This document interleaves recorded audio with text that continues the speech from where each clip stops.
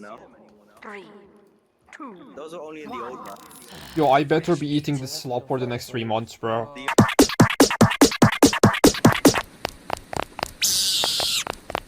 Well, this game updated, and I decided to check out the update.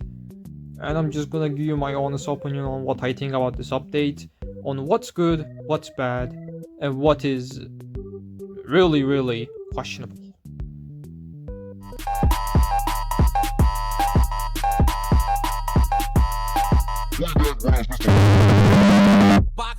And again, before we start the video, this video doesn't mean the update is bad. It's actually alright, but I just think it's a little underwhelming. Anyway, starting off with something simple, the customization. It's a okay addition, to be honest. This has been teased for a while, so I wasn't really hyped about it. And then I didn't even bother checking it at my first playthrough. But at my second playthrough I kinda do some stuff with it and it was quite tough. I won't say it was something 100% necessary, but it's cool. I'll say that. And after that we got achievements, which funnily enough I'm actually fine with achievements, because now we can tie some skins to specific badges alongside with giving an alternate way to get skins without grinding your ass off for some player points. But this also comes with the horrible balancing the game currently has. Now listen to me, balancing doesn't make the game boring at all. Sometimes it could be fun. If everything is broken, then nothing is, which balances out the idea, and this is exactly what's happening with Die of Death right now.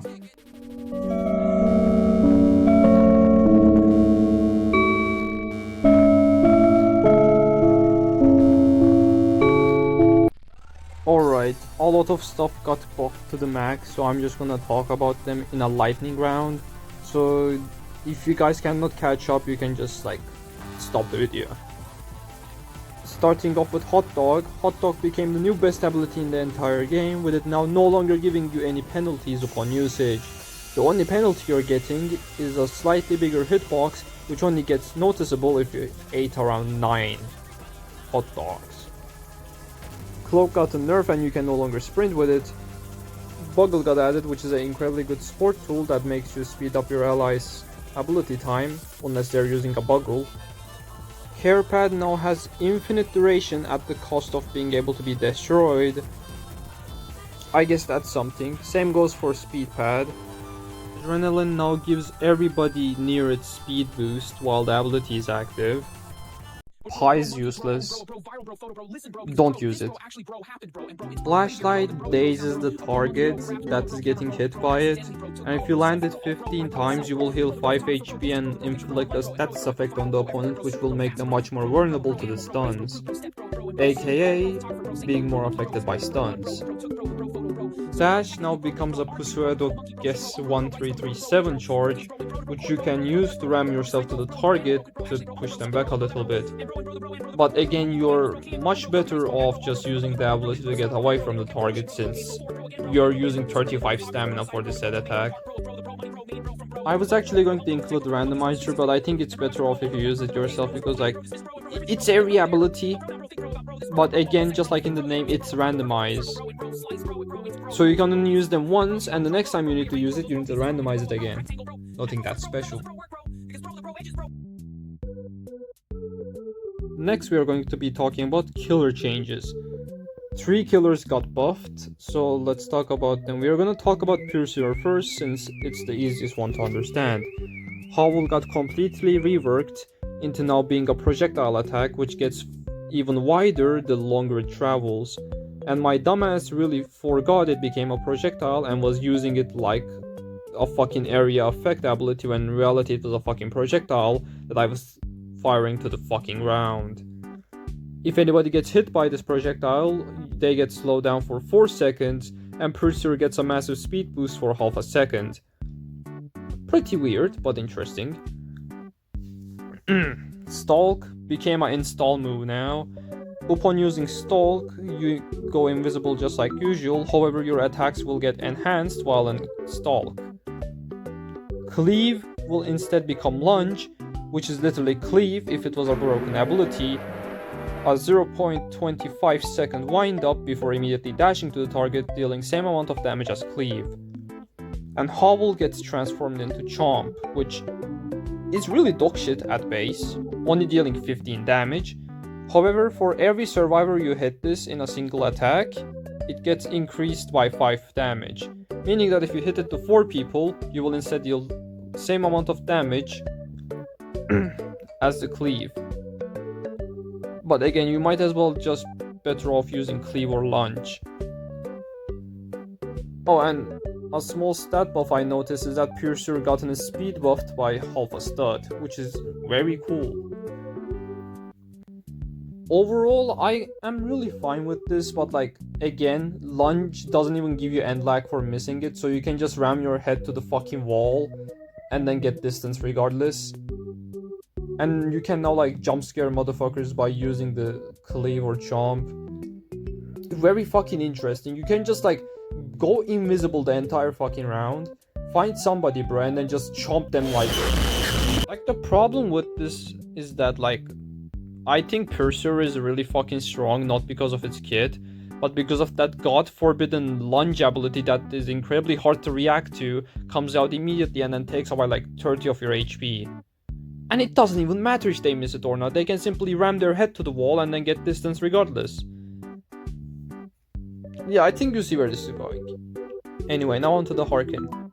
I heard so many people, so many content creators say Harken was broken in their reviews. And you know what? Fuck, y'all are wrong. She is really fucking bad. 15 damage forces you to deal an extra basic attack every time you want to kill somebody, which is always a loss. And on top of that, you only have 400 HP, which is incredibly fragile, and this encourages you to go into action. Agitation is okay at best. This has the same problem as the basic attack, it just doesn't deal enough damage to feel threatening at all. Don't get me wrong, it's threatening against people like Carepad or Buggle, but again, these are two classes where every single damage you take matters. So yeah, no reasoning on why they're threatened by it. Regress rework is really fucking dog shit. Now let's say, when you use the ability you get a gassy aura which everybody around it makes more noise. That's a good idea.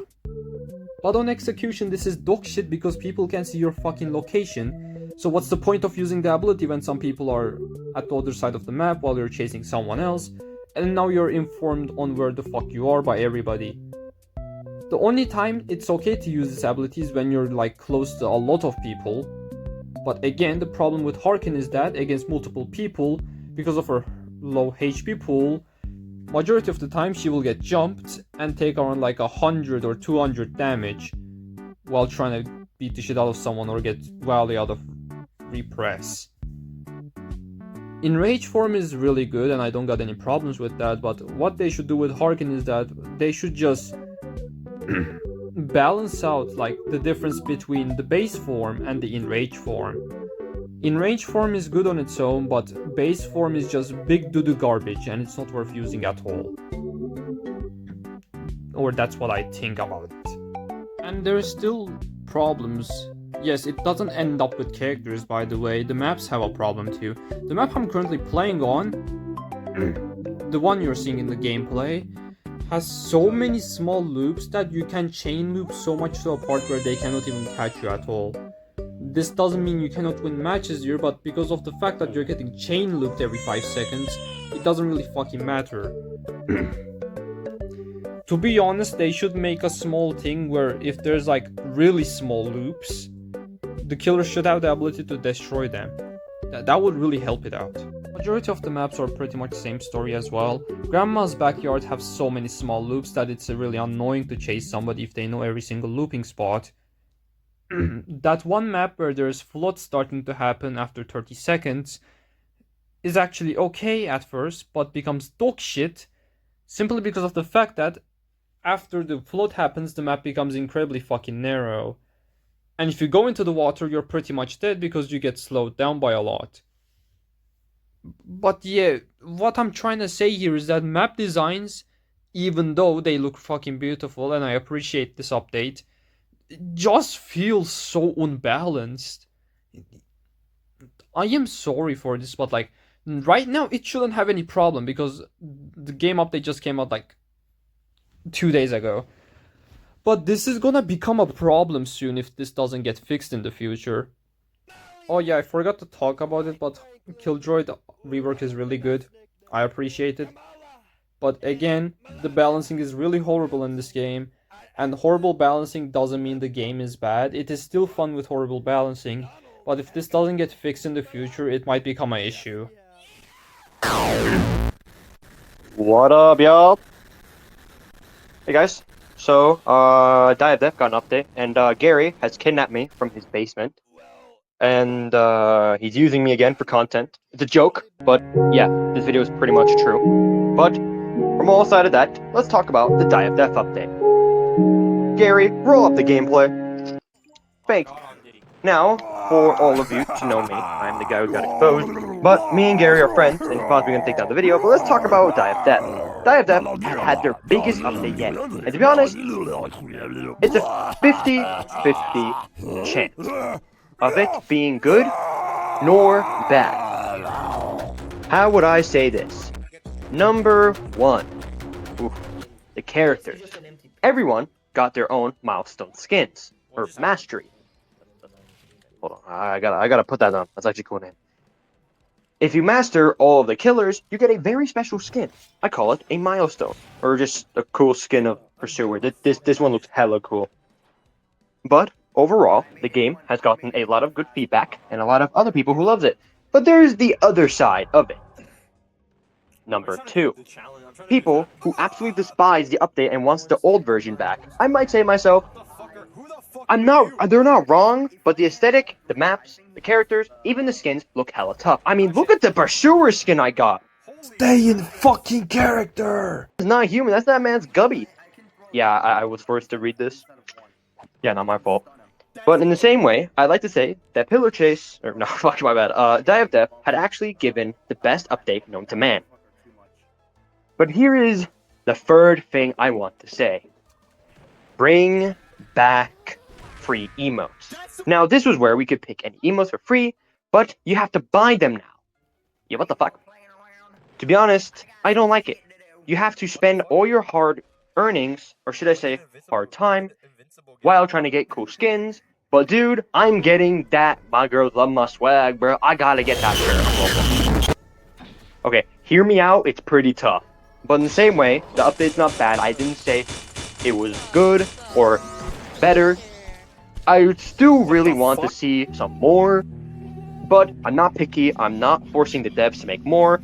I'm just saying, good job, Mr. Bum, whatever your name is.